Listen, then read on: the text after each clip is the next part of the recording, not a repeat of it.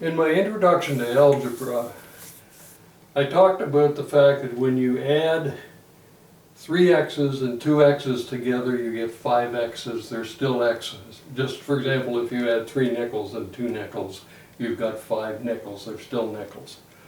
Now let's look at what happens when you multiply. First of all, let's look at 3 numbers being multiplied together. I want you to notice that it doesn't matter what order you multiply these in, you're going to get the same answer. 6 times 4 is 24. If you multiply the 2 times the 4, you get 8 times 3 is 24. The order doesn't matter, so that when we come to something like this, you see there's a times between the 3 and the x. We're multiplying between the brackets, and we're multiplying right here. So because we're just doing multiplication, we can do this in any order we want. So I could take the 3 and the 2 and multiply them together to get 6.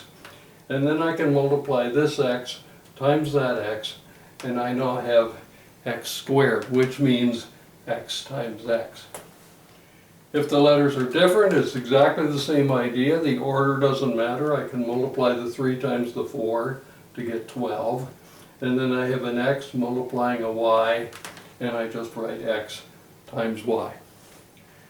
If I've got more, here I've got 3 items being multiplied together.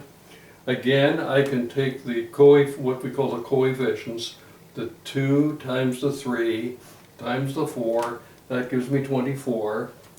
There's an x here times another x over here, so I write x squared, and then I'm going to pick up the y at the end.